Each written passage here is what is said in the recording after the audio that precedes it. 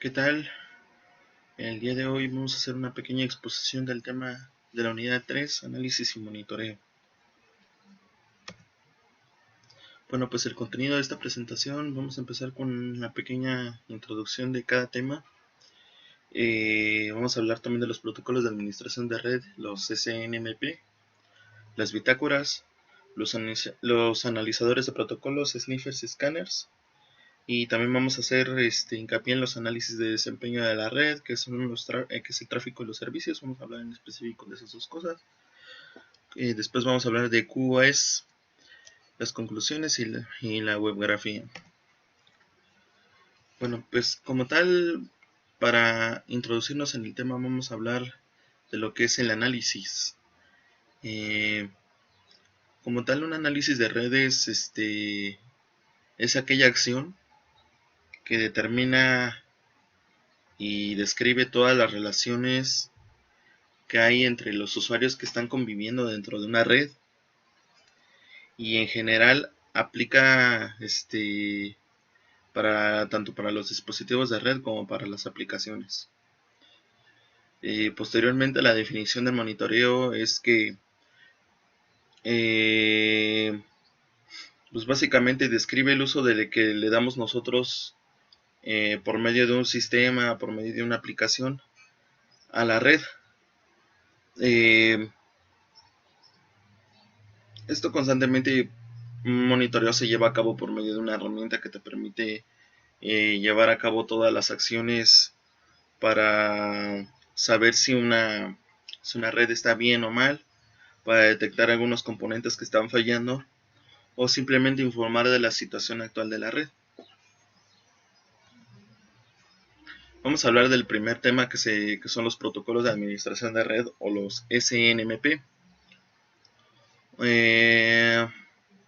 Un protocolo simple de administración de red o un Simple Network Management Protocol es un estándar de administración.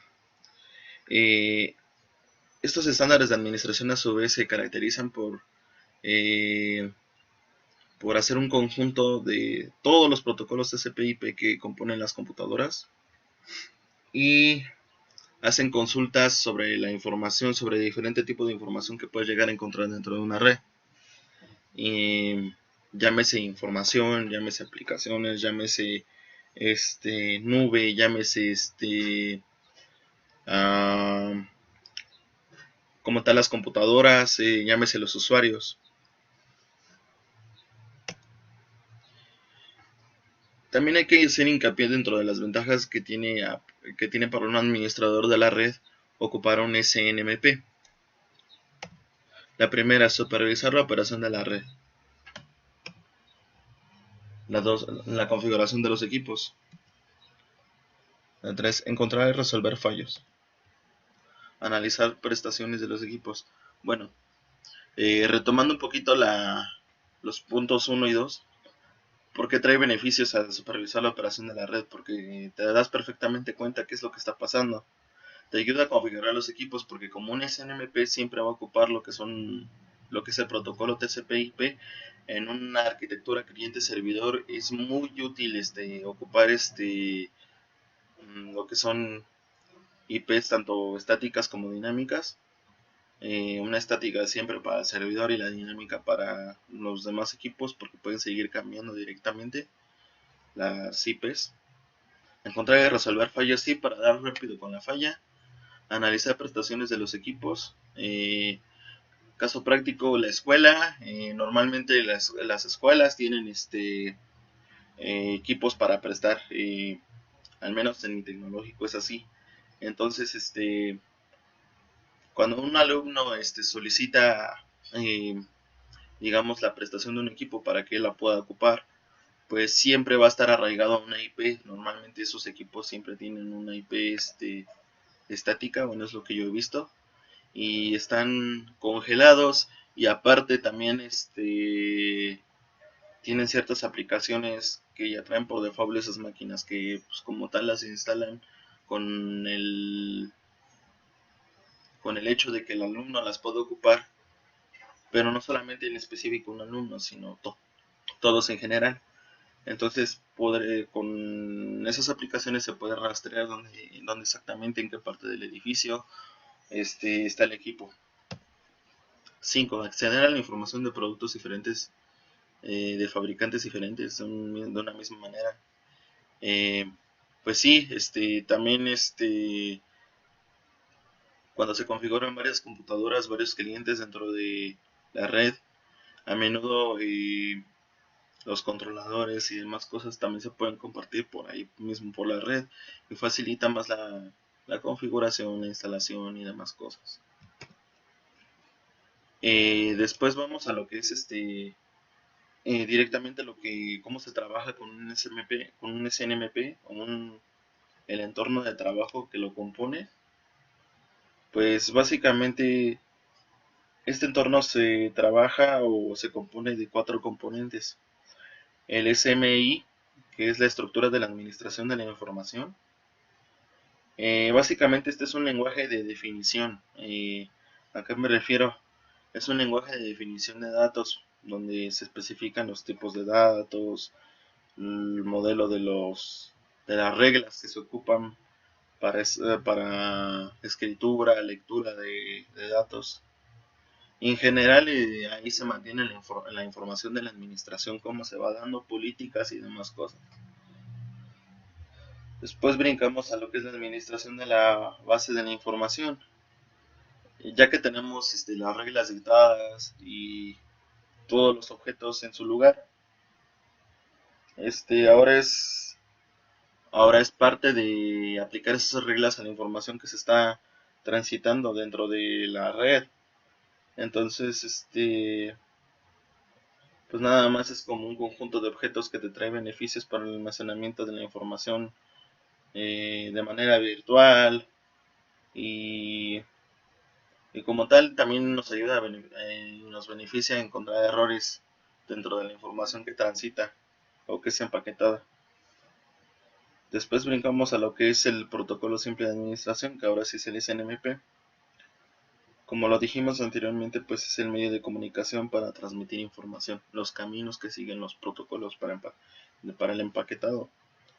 Y posteriormente, pues es la capacidad de seguridad y administración de objetos. Y ahí es donde analizamos también los pros y contras que puede llegar a tener alguna información y los certificados que nosotros le damos a la red para que se mantengan los paquetes intactos de amenazas. Bueno, brincamos al tercer tema, que son las bitácoras. ¿Qué entendemos por una bitácora? Generalmente, pues, si por definición tomamos lo que es el diccionario de la lengua española, pues una bitácora es un armario, es un cajón fijo que iba en la cubierta del barco, que estaba cerca del volante o timón que tenía en ese tiempo los barcos. Ujú. Eh, pero ya tomando en cuenta lo que es una bitácora dentro de la administración de las redes, pues son páginas web, son blogs de notas, son archivos de texto, son incluso hasta pequeños sistemitas que por orden cronológico vas poniendo todo lo que suele pasar dentro de la red, donde documentas los errores, lo que pudo llegar a pasar y demás cosas.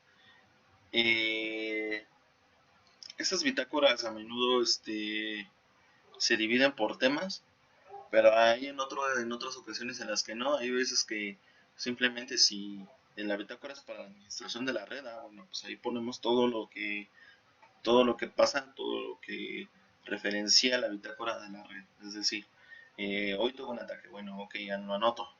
El día de hoy buen funcionamiento, bueno, lo anoto. El día de hoy se dio un escaneo a todos los usuarios que componían la interfaz de la red, ok, se anota. En general, como ya lo habíamos dicho, pues es el proceso que se lleva a cabo de un registro. Hay que retomar conceptos de bases de datos. Pues un registro es lo que ocurre en el transcurso. Es decir, es una tupla de toda nuestra tabla de bitácoras. Y pues Básicamente se documentan estas tuplas para predecir o para resolver futuras amenazas, futuros errores que podamos llegar a tener. Y como tal, es parte de una actividad de monitorización o de monitoreo. Eh, Esto se hace con el fin de que la próxima vez que vuelva a llegar a pasar la amenaza o vuelva a llegar a pasar lo mismo dentro de uno de los componentes de la red o con problemas de logueo dentro de los usuarios, además cosas que se pueden llegar, casos prácticos que se pueden dar dentro de la red, pues ya no vuelvan a ocurrir y como tal pues ya nada más vayas a la parte de la bitácora donde lo documentaste y ya sepas qué hacer. Posteriormente nos brincamos con el cuarto tema, que son los analizadores de protocolos. Vamos a hablar en específico de dos, que son los scanners y los sniffers. Los sniffers o analizadores de protocolo son aplicaciones que trabajan dentro del modelo OSI y permiten capturar todos los paquetes de datos en un proceso de comunicación determinado. ¿A qué me refiero con captura? Bueno, pues si tú decides analizar toda la empaquetación de los datos, por decirlo así, pues te brinda un análisis en general de todo, de toda la información que va empaquetada de ese paquete en específico que tú elegiste. Entonces, pues básicamente, ¿eso con qué fin lo hace? Pues con el fin de que sepas qué es lo que está pasando dentro de la red y sepas que todo va bien, que no vayan archivos corruptos, que no vayan archivos con virus, que no vayan o que vaya información que no tiene nada que ver dentro de lo que se comparte de la red. Si la red es de trabajo, pues debe de haber información nada más del trabajo, no debe de haber información personal, no debe de haber información de pues información personal, información de comedia, información de más cosas que no tienen nada que ver con la red de trabajo. Las fases de un sniffer son las siguientes. La primera es la captura. En esta etapa se realiza la recolección de paquetes, como tal los pesca. Después la conversión.